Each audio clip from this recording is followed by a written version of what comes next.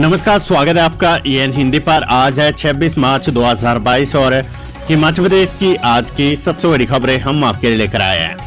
हमेशा की तरह आप इस वीडियो को लाइक कर दीजिएगा। चैनल पर नहीं जुड़े चैनल को आप सब्सक्राइब करना ना भूलें। पेश है आज की सबसे बड़ी खबरें। स्वास्थ्य विभाग का फैसला, 9वीं से 12वीं कक्षा के विद्यार्थी पढ़ेंगे HIV से सुरक्षा का पाठ। हिमाचल प्रदेश सरकार ने वर्ष 2030 तक हिमाचल को HIV उन्मूलन करने का लक्ष्य रखा है। इसको लेकर शुक्रवार को स्वास्थ्य सचिव और राज्य एड्स कंट्रोल सोसाइटी के अध्यक्ष अमिताभ अवस्थी की अध्यक्षता में एड्स सोसाइटी अधिकारियों की बैठक हुई। स्वास्थ्य सचिव ने कहा कि वर्ष 2030 तक HIV को समाप्त करने के लिए सभी को सामूहिक प्रयास करने होंगे। उन्होंने उच्च शिक्षा विभाग को 9वीं से 12वीं कक्षा के पाठ्यक्रम में HIV से सुरक्षा संबंधी अध्याय शामिल करने के निर्देश दिए। जल शक्ति मंत्री बोले, आउटसोर्स कर्मचारियों के लिए जल्द नीति लाएगी हिमाचल सरकार। हिमाचल प्रदेश सरकार आउटसोर्स कर्मचारियों के लिए जल्द नीति लाने वाली है और इसके लिए मंत्रिमंडल सब कमेटी का गठन किया गया है। इसका अध्यक्ष जल शक्ति मंत्री महेंद्र सिंह ठाकुर को बनाया गया है। कमेटी में शहरी विकास मंत्री सुरेश भारद्वाज और ऊर्जा मंत्री सुखराम चौधरी भी शामिल है। 28 मार्च को कमेटी की बैठक रखी गई। इसके बाद अप्रैल के दूसरे सप्ताह में बैठक की जाएगी। जल शक्ति मंत्री ने कहा कि प्रदेश सरकार ने पहले पैरा और PTO को राहत दी है। अब आउटसोर्स कर्मचारियों के लिए नीति बनाई जा रही है। जल्द नीति बनाकर कर्मचारियों को राहत दी जाएगी। उन्होंने कहा कि प्रदेश के मुख्यमंत्री जयराम ठाकुर ने आउटसोर्स कर्मचारियों को आश्वासन दिया कि जल्द ही उनके बारे में सरकार फैसला लेगी। उन्होंने कहा कि सरकार गंभीरता से इस विषय पर कार्य कर रही है और जल्द ही फैसला ले लिया जाएगा। खबर स्कूल शिक्षा बोर्ड धर्मशाला से 10वीं कक्षा की टर्म 2 की परीक्षाएं आज से 90,000 विद्यार्थी देंगे परीक्षाएं। हिमाचल प्रदेश स्कूल शिक्षा बोर्ड की 10वीं कक्षा के नियमित विद्यार्थियों की टर्म 2 की परीक्षाएं आज से शुरू होगी। प्रदेश भर में बनाए गए 2125 परीक्षा केंद्रों में 90,625 विद्यार्थी परीक्षा में बैठेंगे। परीक्षाओं में नकल को रोकने के लिए बोर्ड प्रबंधन ने खासी तैयारियां की है। पहले दिन विज्ञान और प्रौद्योगिकी विषय की परीक्षा होगी। बोर्ड प्रबंधन ने परीक्षाओं की तैयारियां पूरी कर ली है। स्कूल शिक्षा बोर्ड ने प्रदेश भर में 2125 परीक्षा केंद्र बनाए हैं। इसमें 85 महिला परीक्षा केंद्रों को सावित्री बाई फुले परीक्षा केंद्र का नाम दिया गया है। इन केंद्रों में अधीक्षक और उपाधीक्षक के तौर पर महिला स्टाफ को ही तैनाती दी गई है। बोर्ड परीक्षा में नकल को रोकने के लिए उड़न दस्तों का गठन भी किया गया है। उड़न दस्ते प्रत्येक जिले में उपनिदेशक प्रारंभिक शिक्षा, उपनिदेशक उच्च शिक्षा, उपनिदेशक निरीक्षण विंग ADM के नेतृत्व में गठित किए गए हैं।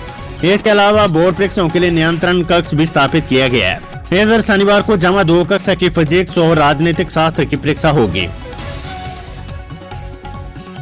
कांग्रेस को बूथ स्तर पर मजबूत करने के निर्देश, सदस्यता अभियान में तेजी लाने के लिए कहा। कांग्रेस हाईकमान ने विधानसभा चुनाव से पहले हिमाचल प्रदेश कांग्रेस को बूथ स्तर तक सक्रिय करने के निर्देश दिए हैं। कांग्रेस के संगठन महासचिव KC वेणुगोपाल ने प्रदेश में सदस्यता अभियान में तेजी लाने के लिए कहा है। ऑनलाइन पोर्टल में तकनीकी खामी के कारण पार्टी के सदस्य नहीं बन पा रहे हैं। कांग्रेस प्रदेश अध्यक्ष कुलदीप राठौर ने नई दिल्ली प्रवास के दौरान आलाकमान के साथ प्रदेश के ताजा राजनीतिक हालात पर चर्चा की है। हिमाचल कांग्रेस में आम आदमी पार्टी की सेंधमारी के बीच लीगल सेल के उपाध्यक्ष की बहाली।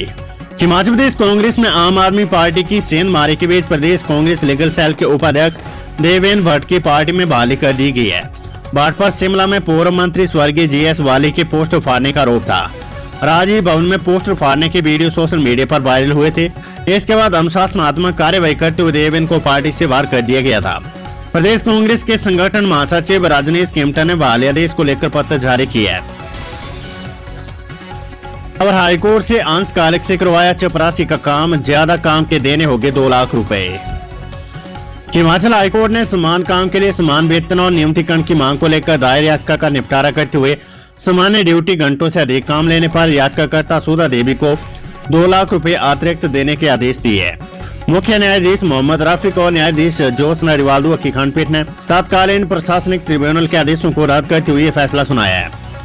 2 महीने के भीतर 2 लाख रुपए का भुगतान न करने की स्थिति में 7% ब्याज भी देना होगा। कोर्ट ने मामले के रिकॉर्ड का अवलोकन करने के बाद पाया कि याचिकाकर्ता को जिला संघ के अधिकारी कार्यालय शिमला में 20 मई 2002 को अंशकालीन कार्यकर्ता के रूप में नियुक्त किया गया था। वर्ष 2007 के बाद कार्यालय ने चतुर्थ श्रेणी कर्मचारियों की भारी कमी महसूस की। एक कर्मी की सचिवालय में तैनाती होने के कारण भी जिला संघ के अधिकारी कार्यालय में कर्तव्यों का निर्वहन करने में संभव नहीं था। इस कारण कार्यालय के अधिकारियों ने याचिकाकर्ता से कार्यालय का अतिरिक्त कार्य लेना शुरू कर दिया था। मोबाइल ऐप लॉन्च, अब मोबाइल पर दिखेगी हाईकोर्ट के फैसलों और मामलों की स्थिति। हिमाचल प्रदेश उच्च न्यायालय के फैसले और मामलों की स्थिति की जानकारी अब मोबाइल फोन पर मिल सकेगी।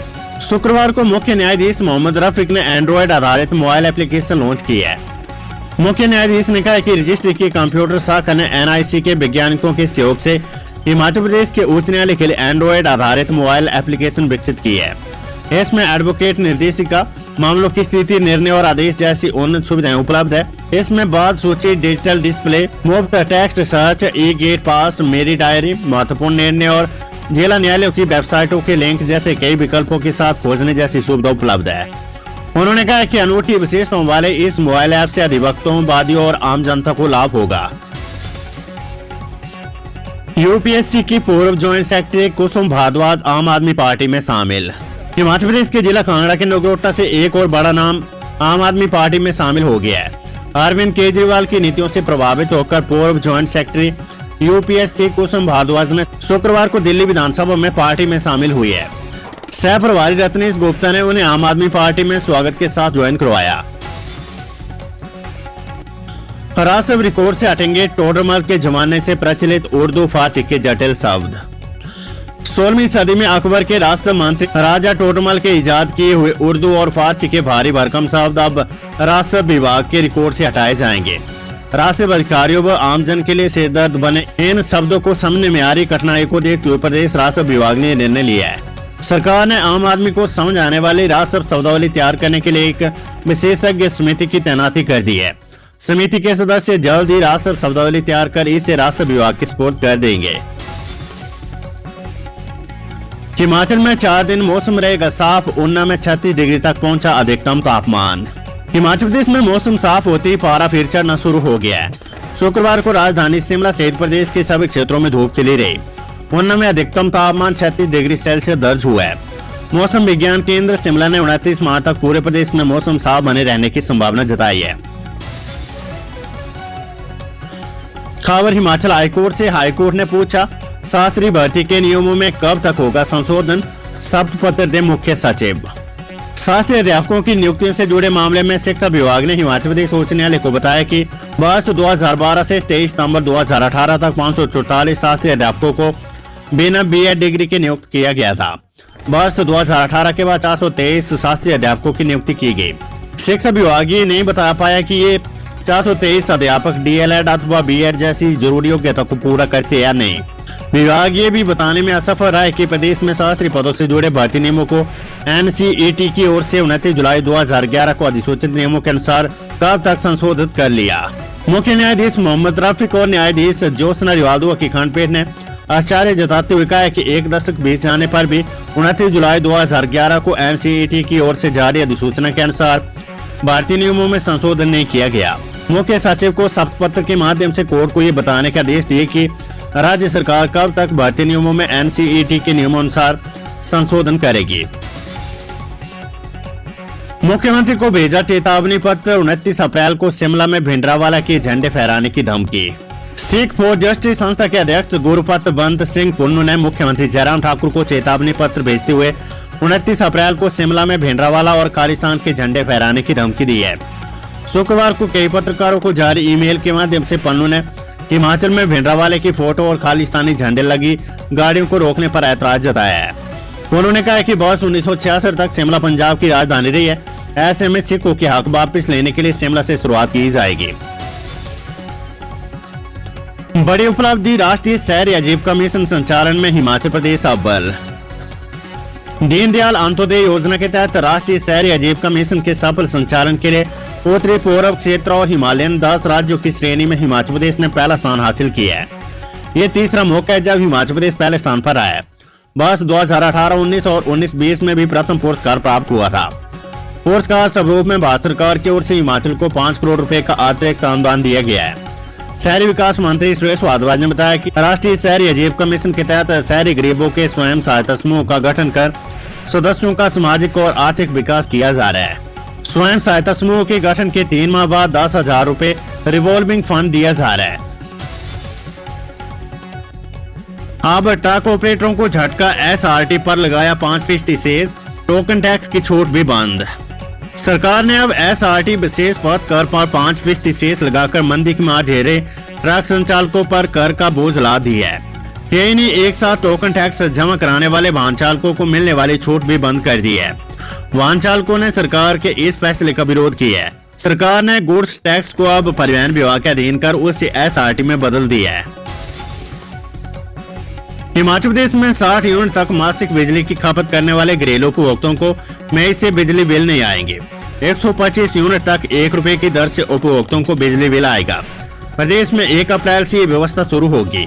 अप्रैल में खर्च की जाने वाली बिजली के आधार पर नई व्यवस्था के तहत मई में बिल आएंगे। प्रदेश के 11 लाख उपभोक्ताओं को इस फैसले से राहत मिलने के आसार है। हिमाचल प्रदेश में 1 अप्रैल से समारोह स्थलों में 50% क्षमता की शर्त खत्म हो जाएगी। केंद्र सरकार ने 31 मार्च से आपदा प्रबंधन अधिनियम के प्रतिबंध हटाने का फैसला लिया है। सभी राज्यों के मुख्य सचिवों को इस बाबत पत्र जारी हुए। हिमाचल में प्रतिबंध समाप्त होते ही हिमाचल में 2 साल बाद स्कूलों में भी प्रार्थना सभाएं और खेल कूद गतिविधियां शुरू हो सकेगी। हालांकि फेस मास्क पहनना अभी भी अनिवार्य रहेगा। प्रदेश में खेल, शैक्षणिक, मनोरंजन, सांस्कृतिक, राजनीतिक गतिविधियों में लोगों की मौजूदगी पर अभी शर्तें लगी हुई है। देवभूमि क्षत्रिय संगठन और देवभूमि स्वर्ण मोर्चा के पदाधिकारियों को हाल ही में शिमला में धरना प्रदर्शन करने पर पुलिस ने गिरफ्तार किया था। इसके चलते स्वर्ण समाज में प्रदेश सरकार और शिमला पुलिस के खिलाफ आक्रोश बढ़ता जा रहा है। देवभूमि क्षत्रिय संगठन और देवभूमि स्वर्ण मोर्चा के पदाधिकारियों की रिहाई को लेकर स्वर्ण समाज के लोगों ने शुक्रवार से मंडी के शेरी मंच पर 5 दिवसीय क्रमिक अनशन शुरू कर दिया है। संगठन की स्वारघाट इकाई ने भी एसडीएम कार्यालय स्वारघाट के समीप क्रमिक अनशन शुरू कर दिया है। स्वर्ण संगठन के पदाधिकारियों ने कहा कि देवभूमि क्षत्रिय संगठन और देवभूमि स्वर्ण मोर्चा के पदाधिकारियों को जल्द से जल्द रिहा किया जाए। उन्होंने कहा कि 30 मार्च तक अगर देवभूमि क्षत्रिय संगठन और देवभूमि स्वर्ण मोर्चा के पदाधिकारियों को प्रदेश सरकार और शिमला पुलिस रिहा नहीं करती है तो स्वर्ण समाज जेल भरो आंदोलन शुरू करेगा।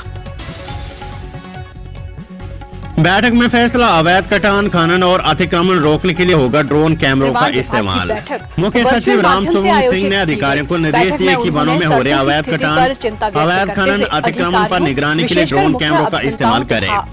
विभाग के चुनिंदा फ्रंटलाइन स्टाफ को ड्रोन कैमरों को इस्तेमाल में लाने के लिए प्रशिक्षित किया जाए। ड्रोन कैमरों के माध्यम से वनों की निगरानी के लिए मानक संचालन प्रक्रिया आगामी बैठक से पूर्व तैयार की जाए। मुख्य सचिव की अध्यक्षता में शुक्रवार को राज्य प्रतिपूरक वन रोपण, निधि प्रबंधन और योजना प्राधिकरण कैप्पा की 5वीं संचालन समिति की बैठक हुई। बैठक में 4थी संचालन समिति की कार्यवाही की समीक्षा की गई और वर्ष 2022-23 के लिए प्रस्तावित वार्षिक कार्य योजना के विभिन्न मुद्दों पर भी विस्तृत चर्चा की गई।